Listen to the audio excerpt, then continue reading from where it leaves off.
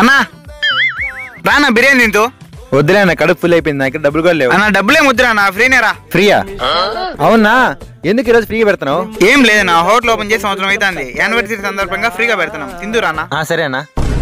Bro రా bro, నువ్వు కూడా తిందు. లేదు బ్రో, నేను ఇందాకే తిన్నా, నాకు ఆకలిగా లేదు. మీరు ఎలా? లేదు బ్రో, ఫ్రీయే కదా, రెండుకి వచ్చి తిందురు.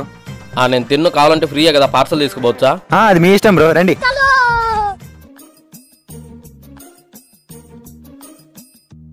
బా సూపర్ ఉందా బిర్యానీ. కానీ తిని తమ్ముడు, ఇదో నీ పార్సల్. ఓకేనా అన్నా, తీసుకునే పార్సల్.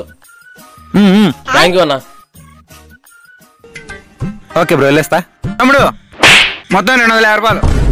250 రూపాయలు? ఇందాక ఫ్రీ అని చెప్పినా కదా. నీకు ఫ్రీనే, ఇప్పుడు పోయినాడు నాకేం తెలుసు, అందరికి ఫ్రీగా పెట్టాను, ఇదేమో సత్రమా?